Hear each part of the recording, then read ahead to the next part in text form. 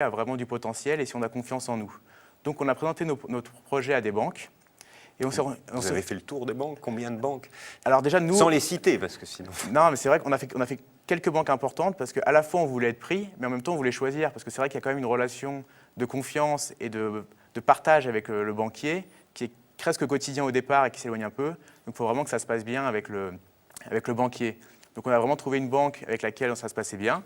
Et c'est vrai qu'il y a beaucoup de banques qui ont un peu peur des projets web. Parce que si je vais ouvrir une boulangerie, je sais que quoi qu'il arrive, je vais vendre un certain nombre de baguettes, de croissants, et je vais avoir un chiffre d'affaires qui va engranger. Alors qu'un site internet, c'est comme un pari sur l'avenir, et donc c'est un peu plus risqué. Donc c'est pour ça qu'au niveau des banques, ce n'est pas évident pour les projets web. Et là, il faut un bon commercial.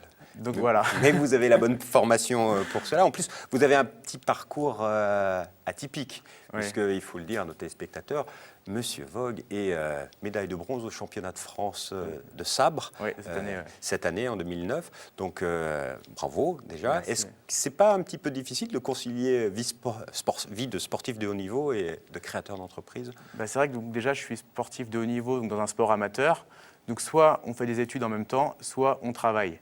Donc moi, j'ai fini mes études, donc je suis forcément obligé de travailler pour gagner de l'argent parce qu'on ne gagne pas suffisamment avec l'escrime.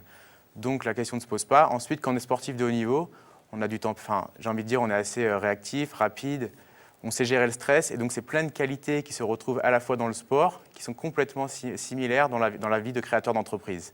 Donc finalement, moi, j'ai vraiment organisé ma vie par rapport à mes deux axes. Et donc c'est pour ça que je m'entraîne une fois par jour à l'INSEP, qui est l'Institut des sports de haut niveau. Et en même temps, j'ai beaucoup d'heures pour travailler sur mon projet.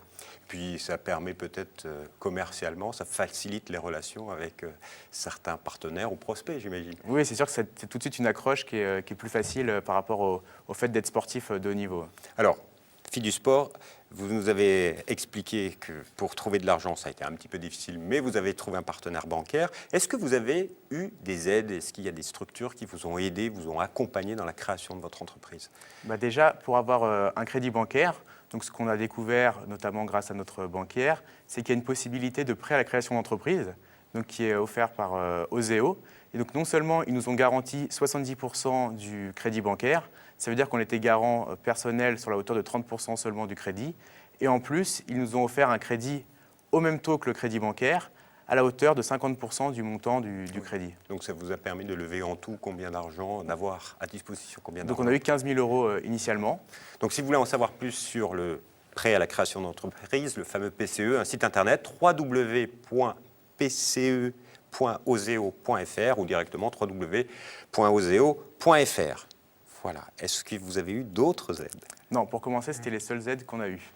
Et au niveau de l'accompagnement, vous étiez à HEC, vous avez été incubé à HEC.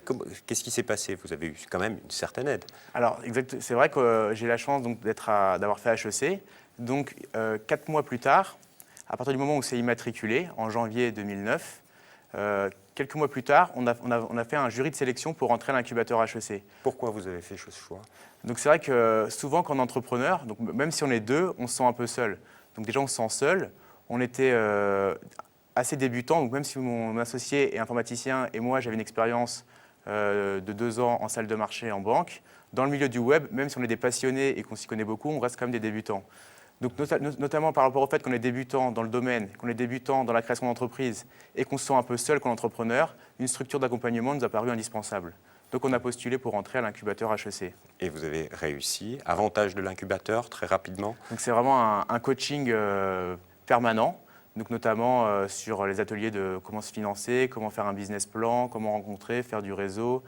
Enfin, c'est vraiment un panel d'ateliers complet. On rencontre notamment d'autres personnes qui ont réussi pour nous accompagner, nous aider. C'est aussi des locaux, c'est des synergies avec les autres créateurs incubés? C'est toujours dans l'esprit vraiment de faire du brainstorming, de ne pas être seul. Donc on a une salle qui nous est réservée à HEC, dans laquelle on a des bureaux et on est tous ensemble pour pouvoir s'aider en fait. Alors aujourd'hui, vous en êtes où? Où en est Ilou? Donc Ilou aujourd'hui, c'est une plateforme qui compte déjà plusieurs milliers de membres. Donc c'est une plateforme innovante, donc forcément qui suscite l'intérêt. On a des milliers d'objets qui sont sur la plateforme. Et donc nous, ce qu'on veut, c'est vraiment encore en avoir plus, parce qu'on veut vraiment atteindre une masse critique d'objets dans toute la France. Parce que si j'habite à Montauban et que je cherche une perceuse, il faut vraiment que j'ai une perceuse proche de chez moi. C'est comme j'ai dit, 95% des locations, ça se fait vraiment de main à la main. Donc vraiment, notre objectif, c'est vraiment de nous remplir. Donc en plus, on est en train de développer les professionnels de la location qui peuvent mettre leurs articles sur notre plateforme. Donc à la fois, on est B2C et C2C. Et donc, ce qu'on prépare, c'est pour la fin de l'année, une levée de fonds. Une levée de fonds qui va vous permettre de faire quoi? Donc déjà, on voudrait embaucher. Donc on voudrait embaucher des informaticiens et des commerciaux pour se développer, parce qu'on a plein d'idées de création de services, etc. par rapport à notre site. Et on veut également faire beaucoup de campagnes de publicité, de marketing, parce que c'est vraiment un concept nouveau. Et notre pari, c'est vraiment de le faire découvrir à tout le monde et de comprendre que vraiment, il y a un intérêt. Pour un propriétaire, il va gagner de l'argent, il va rentabiliser un bien. Par exemple, j'ai un barbecue, j'utilise une fois par an, je le mets en location. S'il m'a coûté 100 €, je loue 10 fois 10 €, il ne m'aura rien coûté. Et justement, sur la commercialisation et sur le marketing que vous allez réaliser autour de Ilou, c'est quoi vos intentions? Nous, on veut vraiment développer la marque et le concept. Donc nous, la marque, donc déjà, on est vraiment...